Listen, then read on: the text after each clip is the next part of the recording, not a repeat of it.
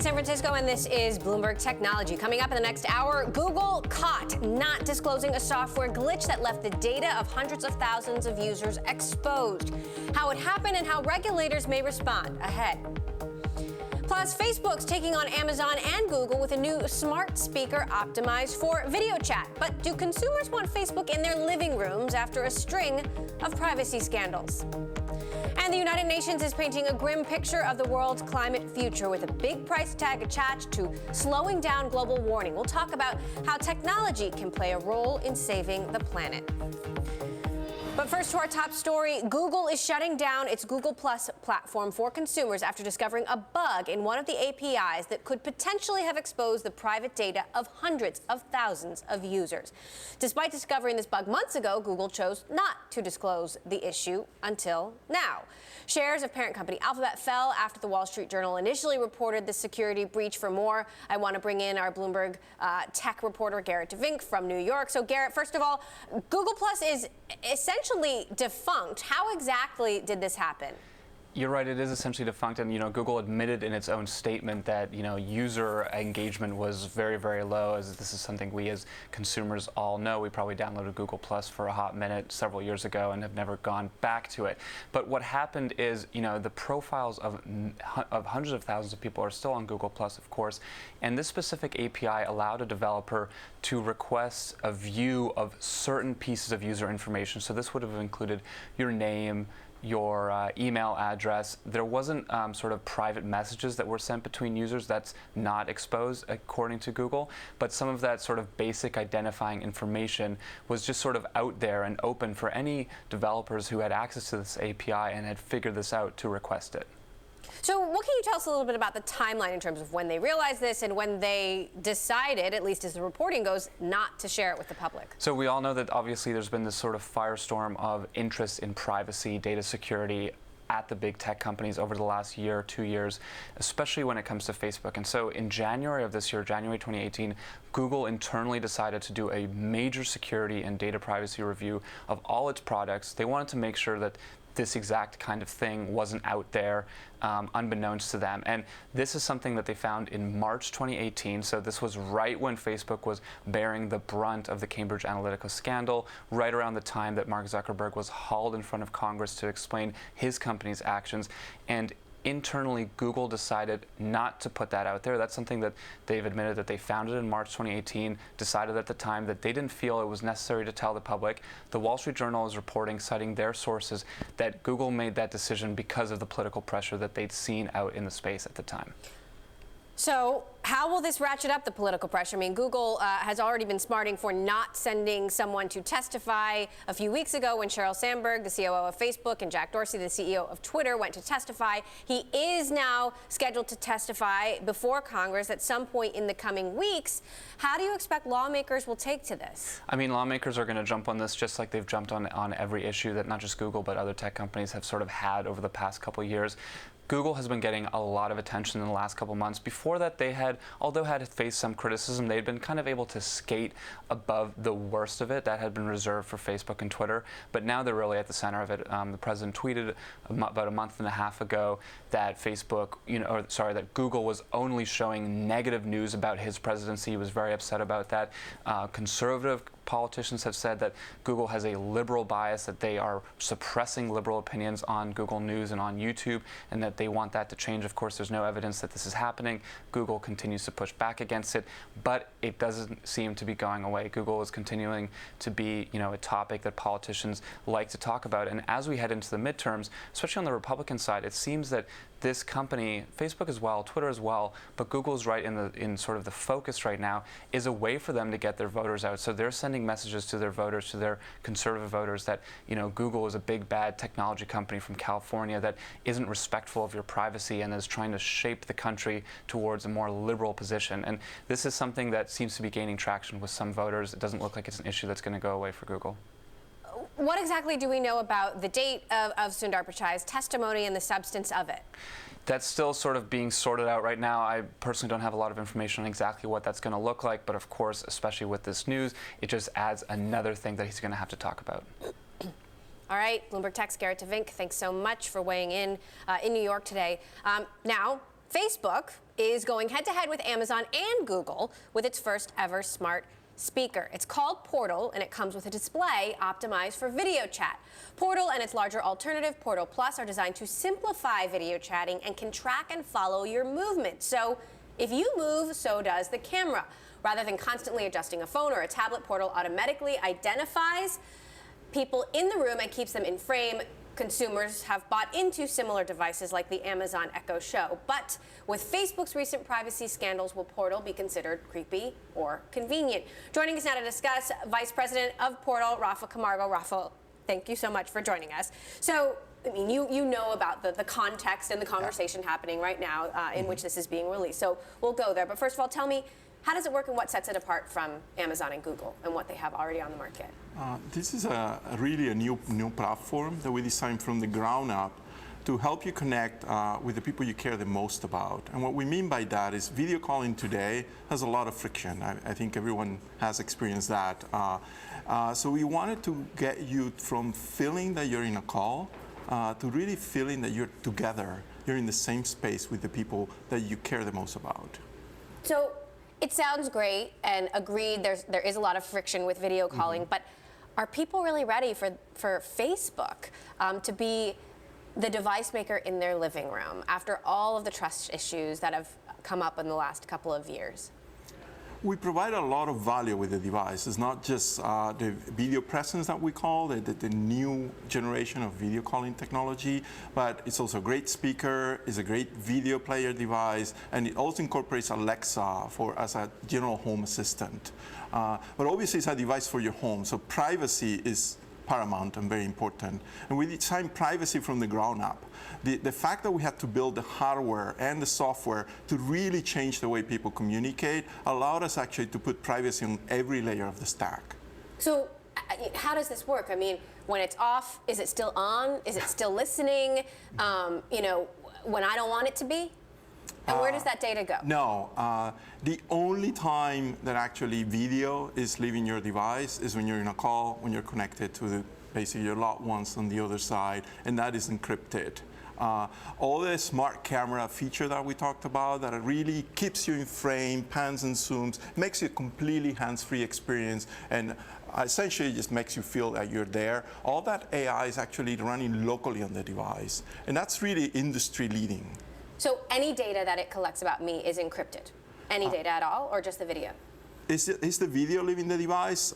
We don't do any recording, and sure, we get call logs, but similar to what you get in Messenger. It's built on Messenger. It really interoperates with mobile. You can call to anyone out of the box that you're connected to in Messenger, and you just keep call logs so that we can basically give you a better service and measure really the use of our network so we can dimension the network properly. Is audio encrypted as well? The audio for the video calls is encrypted. When you can also communicate with the device via voice to make control the device, mainly through Alexa. That's also encrypted. It's a channel to Alexa, and it works similarly to any other Alexa device. But Facebook has the call logs, essentially. We have the call logs. Nothing new. It's the same thing that when you do Messenger calls or when you do calls on any other calling device or service. So, I mean, we just heard the conversation earlier, and certainly you're well aware that there are some people who might push back on this, who might not feel comfortable for this. Why did you guys decide to release this now, in the middle of this sort of uproar about privacy? I mean, for us, it's about really helping people connect to the people they care the most about. Traditionally, Facebook has focused a lot on the breadth of connection. We connect more than 2 billion people in our platform. Increasingly, we've been looking at the depth of that connection. How can we give you more value? And this is all about really not basically just getting you into a call, but make you feeling like you're there. With the device. So the value to us is really help you connect with the people you care the most about. Can WhatsApp users use this? In the future, we will look at integrating it. We're launching first in the US, where Messenger is really the dominant network. As we launch internationally, we'll integrate with WhatsApp as well. How long have you been working on this? We've been working with a little bit less than 2 years. So what's the goal? Is the goal to, take share from Amazon or Google? Is the goal to somehow, tie us in even more to the Facebook ecosystem? The ultimate goal, really, for us, for our users, is to help you not just connect, but to make you feel connected to the people you care about. So in that sense, it's really adding that depth of dimension to the platform and the services that we provide. Now, we talked about what Facebook is doing to make sure the data is encrypted, but what about safeguarding it from potential hack attacks? So something that you may not intend to happen, how do you prevent that from happening? The device at launch is closed. We're only getting, it has applications, but the applications are only by invitation with early partners that we work with. And obviously we're doing all the tests possible with regards to security on the device. So what's next? I mean, where do you hope this goes? We hope this changes the way people connect to their really loved ones by making distance disappear and helping you really maintain those relationships with the day-to-day feeling together, seeing each other face-to-face, and getting connected. Do you see an Oculus tie-in in the future ahead as well? Yeah, sure. I mean, in general, we're looking at that and how what we call social presence. Our product is very focused on what we call video presence. You can also see how it connects with people that might be hanging out on Oculus, and then you can hang out on your portal. So those are things that we will look at in the future. All right, Facebook Vice President of Portal, Rafa Camargo, thank you so much. Thank you, Emily. For stopping by. Thank you. Up next, the latest climate change report from the UN is a disturbing read, giving the planet a much steeper timeline to arrest global warming. We'll talk about how the role of tech and how tech can play a bigger role in saving the planet next. And if you like Bloomberg News, check us out on the radio, listen on the Bloomberg app, Bloomberg.com, and in the U.S. on SiriusXM. This is Bloomberg.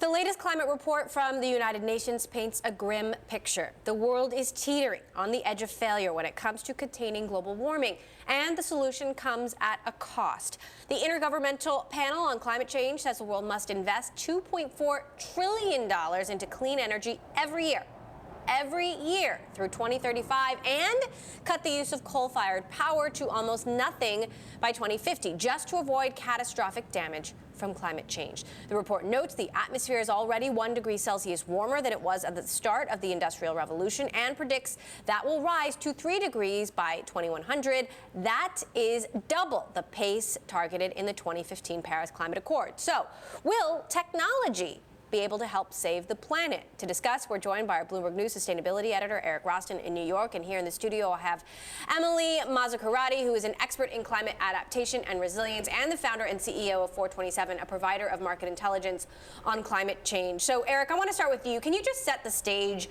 for us? Walk us through the numbers here. And is such a price tag actually achievable?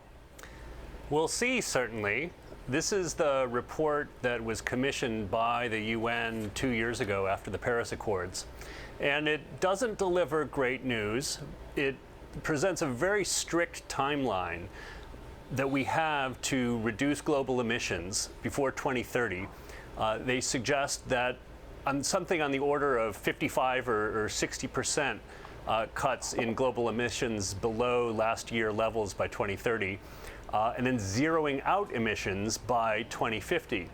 So that is a huge challenge and represents ambition we have not yet seen, even from the nations that were so supportive of the Paris Agreement 3 years ago. Emily, what's your take on these numbers? Well, the technology is there to reduce emissions, but we haven't been deploying it at scale. We haven't been investing enough. And what the report points out as well is that to keep emissions under a level that would limit the impacts of climate change, we need to capture a lot of carbon emissions, and this is technology that is not ready at scale. So talk to us about how we get there. I mean, what's it going to take for that technology to be ready? Well, for technology to be useful, someone needs to turn it on, and nobody has turned on the technology at this point to the scale that is needed. We don't have the political will, certainly not in the US, but even in other countries, it's not moving fast enough. And we don't have the investments to follow suit. The technology is there for carbon-free energy, for reducing emissions across a number of activities, and also for preparing and adapting to climate change. We're just not using it So right who now. needs to turn it on? I mean, who are the people who can make this happen and the companies that can make this happen? Right. So the obvious answer is governments, but governments may not be there yet. So there's a lot going on in the private sector, and there has been a lot of mobilization from investors and from corporations to invest. That needs to come with a regulatory push. It can't just be all one, because the companies that are pushing this type of effort are still a minority compared to the broader set of corporations out there. Right. Eric, what's the likelihood that big tech or big business could do some of this on their own? We already see really hopeful stories from around the world of enormous investment in technologies that have matured in some ways faster than even close watchers of the space would have believed, particularly in solar, in wind power, and the electrification of automobiles. I'd like to echo Emily's point about the carbon capture technologies. These are very interesting projects that are getting a lot of attention and some money.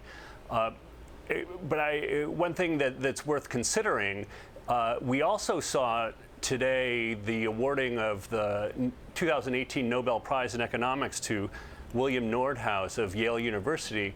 And he's spent most of the last 3 or 4 decades trying to understand the relationship between what cost of pollution is, what is the appropriate price for a ton of emissions, with the consequent reduction in emissions.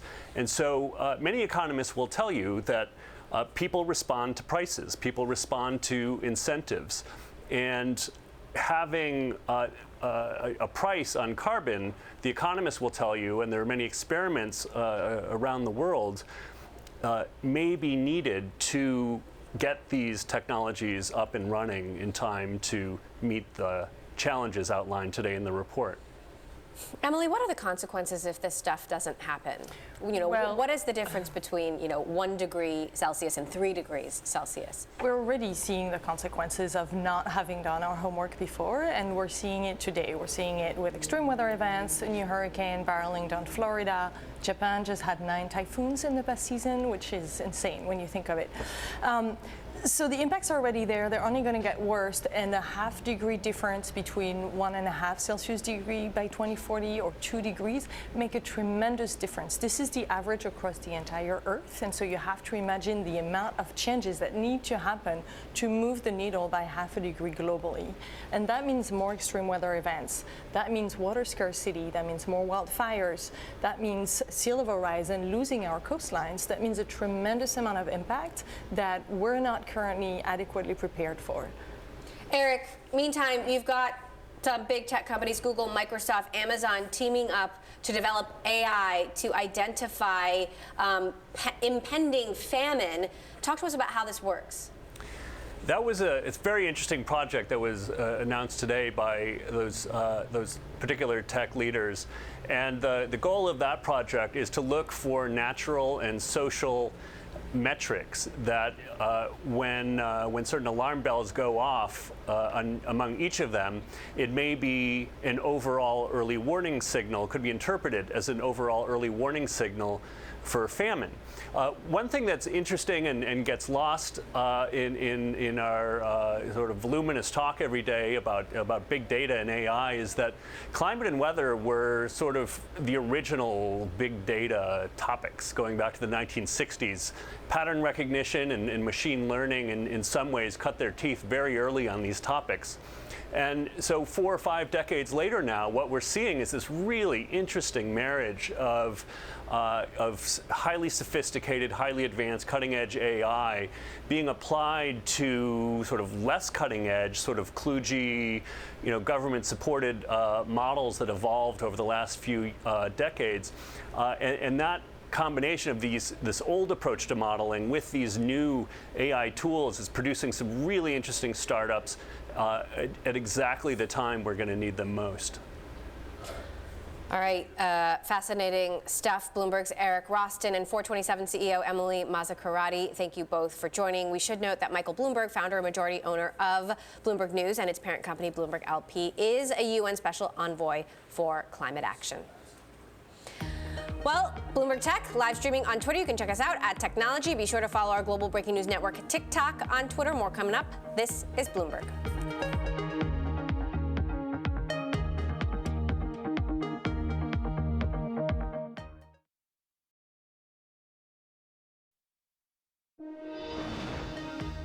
Elon Musk's SpaceX is having the type of steady success that has eluded him at Tesla. The company's 17th launch of the year inserted an Argentine satellite into orbit.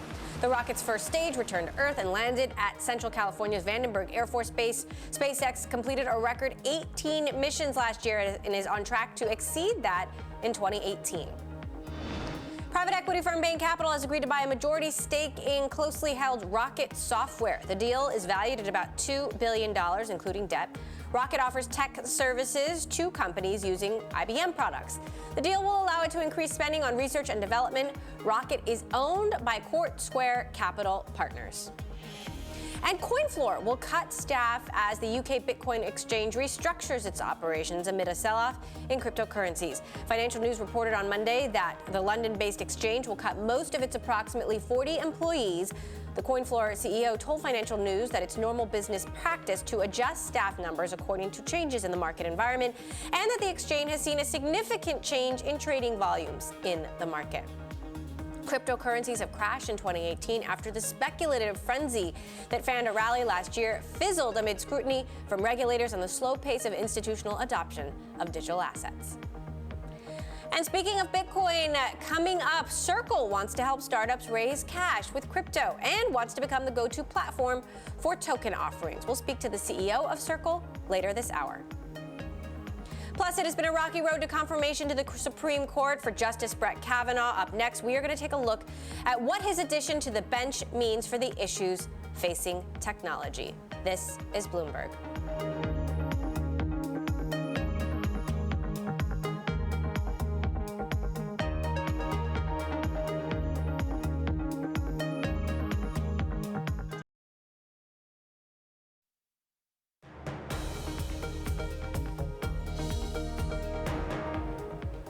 This is Bloomberg Technology. I'm Emily Chang in San Francisco. Earlier in the show, we talked about the Intergovernmental Panel on Climate Change's urgent call to phase out fossil fuels. One way to do that is to move quickly towards electric cars. On that note, Audi just unveiled its Tesla Challenger, the e-tron, and one of the most interesting bits of the glitzy launch was its approach to plugging the car in. Audi has teamed up with tech giant Amazon, which will arrange installing home chargers for e-tron buyers. Here to discuss, Nat Bullard, analyst for Bloomberg NEF and contributor to Bloomberg Opinion. So, Nat, Amazon is going to be installing my home charger for my Audi e-tron? That's right. So proverbial Audi e-tron, I should say. Proverbial Audi e-tron. Well, so Amazon is going to use what it calls its home services division to do installation of these chargers. And home services is one that actually, if I confess, I've not ever used before, because it's one of these things for infrequent big purchases, things you might only do once or twice in a home's lifetime, like a refrigerator or a washing machine or a home charger. So what this is doing is removing quite a bit of the friction out of doing something that you don't do that often. So it's an intriguing way to just simplify a process. You might know what charger you want. In fact, I'm sure that Audi would have a preferred set of chargers that's there for any given e-tron purchaser. This just simplifies the process of getting somebody in the home, having them take care of the paperwork, and having them do all the connection for you. What is the significance of this for Amazon, assuming this is only a teeny tiny little sliver of their business, and for Tesla, for which this is a huge part of their business? Right. So it's a good question. I'll take the Tesla part first. So for Tesla, and I gave a little talk about this last week at a big conference in London, it was essentially existential, right? You had this chicken and egg problem. You can build great cars, but without a network, you can't really charge them up. And without a bunch of chargers, you're not going to sell a lot of cars. So what Tesla did is simply build the network first. For Amazon, this is far, far different from that, in the sense that I doubt this would be materially significant even in any given decade in the future. But what it's intriguing for to me is that it's sort of getting Amazon into the home in yet another way. And so it's you got don't an think this intriguing could angle become? there. Yep. You don't think this could Go ahead. become a much bigger business for Amazon? So I went with a little thought experiment on it myself, which was, you know, last week, or a couple weeks ago rather, Amazon released a whole slew of new Alexa connected gadgets, and one of them was a microwave. And what struck me about that is that it simplifies a process that is full of menus, options, opaque attempts to do something, and replaces it with just, Alexa, there's a slice of pizza in there, heat it up for me. And my thinking was, electric charging is another thing very similar to that. It's got a lot of latency in it, in the sense that you've got some time involved. There's a bunch of decisions you might need to make to optimize, but you probably don't want to do. And my thinking was, let's say that Amazon rolls out its own charger in the future, and let's say you just drive in there, plug in, and say, Amazon, I'm not going out, or Alexa, I'm not going out tonight, charge me up. And then let's imagine further that it's, say, all you want charging just as part of your Prime account, or something like that. Interesting. All right. Yeah. Matt Bullard, analyst for Bloomberg NEF, contributor to Bloomberg Opinion. Thank you so much for weighing in. Well, after one of the most contentious confirmation battles in American history, Justice Brett Kavanaugh has been sworn in and is already set to start hearing his first cases. So, are some of the high-level issues impacting technology? How will Kavanaugh's appointment sway the court's decisions? To talk about this, we have our Bloomberg Intelligence litigation analyst, Matt Larsen. So, Matt, this is still fresh for a lot of people, but whether you like it or not, he's sworn in. He's going to be hearing a case this week. What are some of the issues facing tech that he will be hearing, and how do we expect him to rule, whether it's privacy or net neutrality or IP? Yeah, I think you touched on some of the big issues. You know, when you think of tech, privacy is a big one. The balance between government interests in security and individuals' right to protect their data and their own privacy. It's an issue that a lot of tech companies are grappling with now. Another one impacting tech and kind of the gig economy comes in the form of employment and labor issues, as we're moving from kind of a traditional employer-employee relationship to a lot of companies. You think of like the Ubers, the Lyfts of the world, where companies are contracting with individuals who are, you know, just kind of working on a gig per gig basis. What does that mean for things like arbitration agreements? What does it mean for compensation? A whole slew of issues, and there are obviously discrimination issues that come up as tech and just the larger economy deals with wage discrepancies, with a whole host of different issues that impact different groups, you know, to different extents. So, if Justice Kennedy was the swing vote, whether he was always in every case, you know, he certainly was sometimes, how will Justice Kavanaugh be different? Yeah, I think the way that a lot of people viewed the Supreme Court, and which falls in line with the way that it rules, is Kennedy was was kind of the center, the ideological center of the court, and he would sometimes side with one side, or the conservative side, or sometimes he would side with the liberal bloc, just depending on the issues and the cases. With Kavanaugh, it's certainly anticipated to be a shift to the right. But that being said, it's not as far right as some of the potential candidates that were out there. So when you look at his history on the D.C. circuit, a lot of commentators point out that he frequently ruled in line with Merrick Garland, who was stymied last time around. There is some middle ground. His colleagues, in terms of his jurisprudence, are largely complimentary of his willingness to consider other sides. So, you know, for those concerned, there is a little bit of a light at the end of the tunnel, and that he seems to be thoughtful. I think last time we discussed, even David Kirkpatrick pointed out that he is at least a little bit more academic, or pretty considerate in writing his opinion. So there is some hope that his presence on the court may not be as far right as anticipated by some groups. What about when it comes to women? You know, obviously we know about the allegations and the last couple of weeks, but Google, for example, the Department of Labor has a big investigation into pay discrimination against female employees. You had Susan Fowler asking the Supreme Court to consider or reconsider its position on arbitration clauses, which basically requires sexual harassment and assault cases to be settled in private. How will Justice Kavanaugh rule on women's issues? Yeah, and that's a great question. I take two perspectives on that. One is looking through his history on the D.C. circuit and how he ruled in the past on arbitration-related cases or on labor-related cases, kind of the bull and the bear case, I guess you could call it. So he is traditionally ruled fairly pro-employer, reading limitations. Pro-employer. Pro-employer. Okay. So limits that are placed on what employers can do, he tends to interpret very narrowly when it comes to reviewing decisions that come out of arbitration or labor review board decisions. Again, he tends to be fairly pro-employer, but not in all cases. And I'll also note that in a lot of these decisions, they're either unanimous or there will be a concurring opinion. So it's not like he's necessarily way outside of the norm, but he is pro-employer.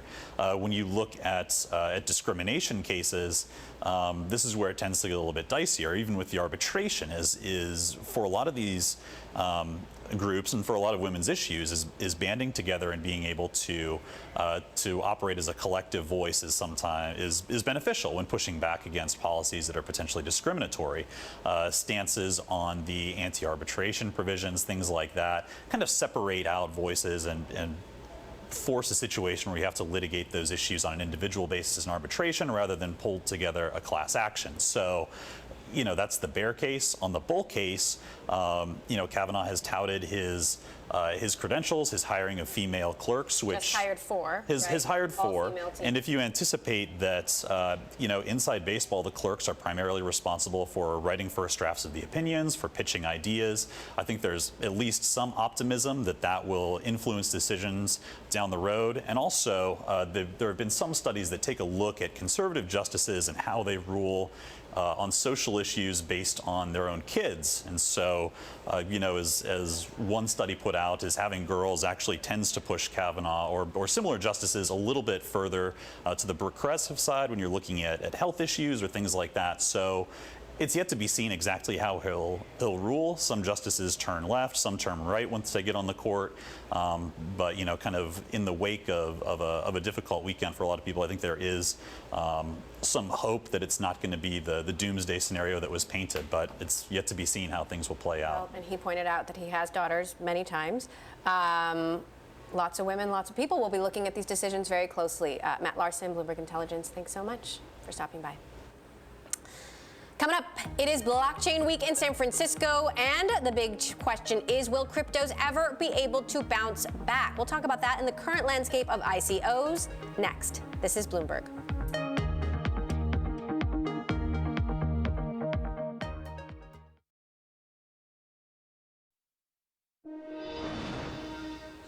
This week, San Francisco is hosting Blockchain Week, bringing together consumers and developers in hopes to push the boundaries of blockchain innovation. We've talked about blockchain and the ever-changing landscape of cryptocurrencies quite a bit this year, and especially since cryptos haven't quite recovered from their December highs.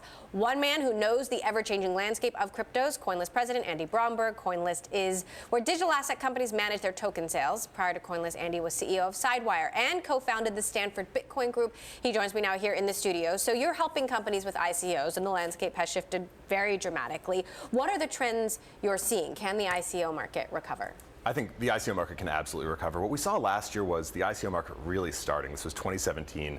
And there was kind of this furor. All of a sudden it exploded. And I think that was a combination of institutional investors and really smart crypto investors getting involved. But then this retail hype that started to build around it was an accelerant, like a yeast that made the whole space explode. And what we saw was that was unsustainable at that time. And the technology wasn't being developed fast enough to support that interest. So we saw a crash. And now we're seeing it slowly rise again as people get more sophisticated about the diligence they do. Now they understand which of these projects are going to be successful. So how are ICOs different today than they were last year? I don't think ICOs are that different today than they were last year. I think what's different is the investors. There are more investors with more sophistication coming into the space, and the existing investors are getting more and more sophisticated about the space. But the ICOs are similar. They're structured pretty similarly. There are slight changes. Some of them are raising smaller amounts or raising over a longer period of time. But at the end of the day, it's still the same type of project raising money, and it's more about investors understanding which of these are good and which are bad, because at the end of the day, so many of these projects are low quality, a massive percentage of them, and you really have to make sure you're filtering out those bad ones before investing in the good ones. Massive percentage. This as regulators in the UK and the US are considering how this space should be regulated. What kind of regulation are you expecting, and what kind of regulation do you hope for? I think the big issue, at least in the ICO space specifically, is the issues of securities law. Are what these people are selling securities, or are they not securities? And our perspective is generally that at the time of the sale, almost all of these are securities and need to be regulated as such. that's a well-trod, well-lit industry, selling securities and buying securities, and there's lots of regulation around that today. I don't think it has to be different for the ICO industry. There are some changes that'll happen around the specifics there, but at the, when you look at it as a whole, we've been selling securities in the U.S., private securities, for decades, and it's not going to change that much as we call it a token instead of a convertible note or anything else. Are we at a new normal, or do you see the potential for this route to return? I think it's such a cyclical industry at this point. We don't know what's going to happen yet, and it's so immature. So we've got to wait for this ecosystem to develop. At this point, it's still incredibly risky to invest in this space. You've got to make sure you're doing your diligence, and we'll see ups and downs over the next couple of years as the space matures and as technologies actually ship and start to be used for the first time. So Bitcoin is trading in a really tight range right now. Do you think that will continue? I think Bitcoin has started to stabilize a little bit more. What we saw until basically a couple months ago was that every single asset in the crypto space was highly correlated. Bitcoin was highly correlated with Ethereum and highly correlated with basically every other asset. Bitcoin has started to become slightly detached from the rest of the assets, which to me means that it's starting to develop its own fundamental value separate from just the hype around the crypto space.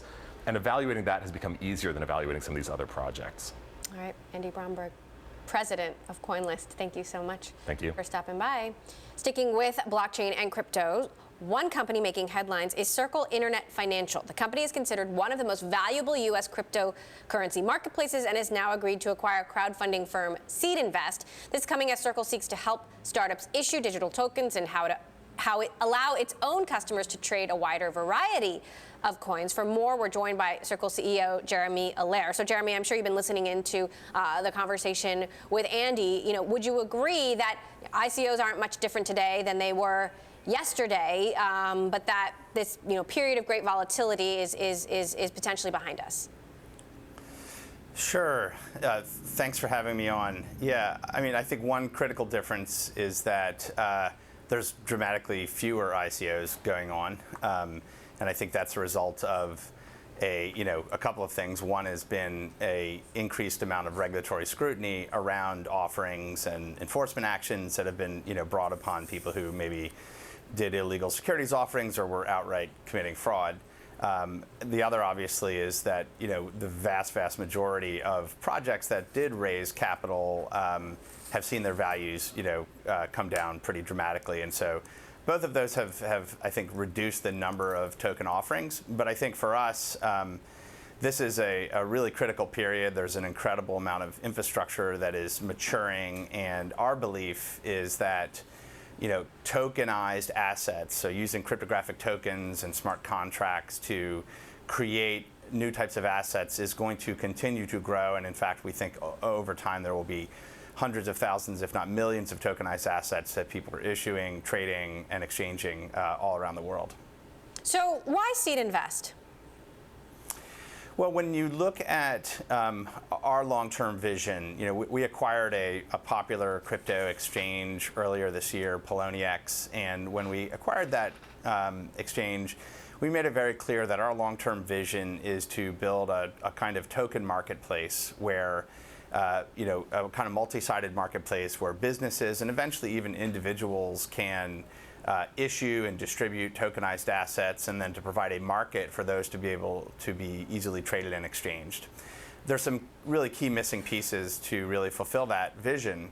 One is a lot of these tokens that are going to be offered are going to be securities, and so we needed to be able to operate a broker-dealer and operate within the regulatory framework of the SEC. So Seed Invest owns and operates a broker-dealer and have been really at the forefront of crowdfunding models and issuing and raising capital directly from investors using securities over the internet for the last 5 years. They helped create the Jobs Act. They helped launch many of the first equity crowdfunding models, including from unaccredited investors, which is part of the democratization of finance that gets people so excited about things like token offerings, but doing that within this regulated securities space. And then the other is, they built out an end-to-end platform to help businesses, to assess businesses, to underwrite them, to manage their security offering, to do the kind of marketing and distribution that's needed to help generate awareness and find investors. And those are all capabilities that we want to be able to have as we build out this multi-sided marketplace for the tokenization of assets. Do you see this bringing on more accredited investors or retail investors? You know, the power of tokenization is that, you know, more and more types of assets can be represented in a liquid tradable form. It's also very powerful because in theory it creates a way for smaller businesses and mid-sized businesses to more directly raise capital.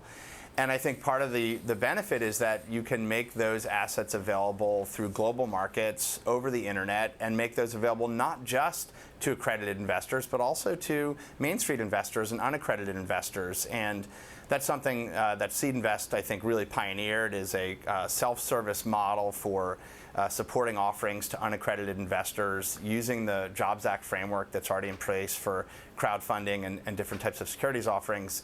And so being able to apply that also in the crypto sphere is really valuable and important. All right. Circle CEO Jeremy Allaire, thank you so much for joining us. Thank you. Coming up, Razer is already leading the gaming gear industry with everything from gaming laptops to a gaming credit service. Now it's expanding further into mobile devices. Next, this is Bloomberg.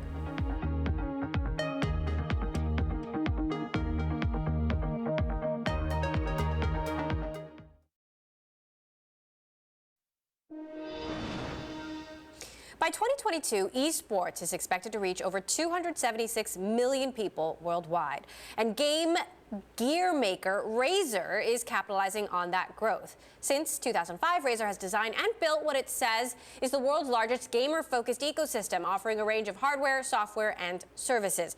Razer's products include everything from gaming headphones and wireless routers to a virtual credit service for gamers. And now the San Francisco and Singapore dual-headquartered company is set to release its second mobile device. Razer CEO Min Liang Tang joins us now from LA to tell us more. So, Min, obviously the device space is dominated by Apple and Samsung and a host of Chinese hardware makers. What will set yours apart? Well, in short, our focus is just on the gamers out there, and there are 2.35 billion gamers out there. So right from the outset, I think ourselves, we started with this kind of laser focus on the gamers out there, whether it would be peripherals, hardware, software services, and that's really our focus. The differentiation is really this focus on the gamers. So you're expected to announce a new mobile device in a matter of days. What can you tell us about it? Well, I can't really talk too much about it, but it's going to be a mobile-focused event on 10th of October. We'll be streaming it live, whether it's on our social media channels, on Twitch, so on and so forth. Well, just about last year when we announced our first mobile device, we got a huge amount of attention. It was a critical and commercial success. So hopefully we're going to be able to replicate it again this year. So how big do you see the esports space growing, and how big a part of that growth will be coming from China? Well, we are one of the pioneers of esports back in the early days. It's been our DNA. I used to be a semi-competitive gamer back then. And we've seen the whole growth, I think, in terms of esports throughout the world. In the US, I think right in the get-go, it was like places like Korea, which was the mecca of esports for a very long time. Now, China has seen explosive growth. The streaming services like Huya, a variety of different ways in which monetization is being done in terms of esports. We just see this growing all the time. We are seeing the numbers go through the roof, and we expect exponential growth to come everywhere, be it in the US, Europe, or China. The Chinese government has been cracking down on the gaming industry over concerns about gaming addiction. What impact do you expect that will have on your company, on the growth of the market in general? So, I can't talk too much about the acts of the Chinese government in this space, but what I can say is that we actually run one of the biggest monetization platforms for emerging markets. It's a virtual credit that we provide that connects to multiple games, and we've been seeing a lot of Chinese companies, I think, come down to the emerging markets of Southeast Asia, Latin America, so on and so forth. So, for example, we just announced our partnership with PUBG Mobile, and we're helping them monetize in Southeast Asia. So what we do is to provide them that virtual credit that is used by gamers all around the world, and we're seeing a lot of growth of Chinese companies coming outside of China.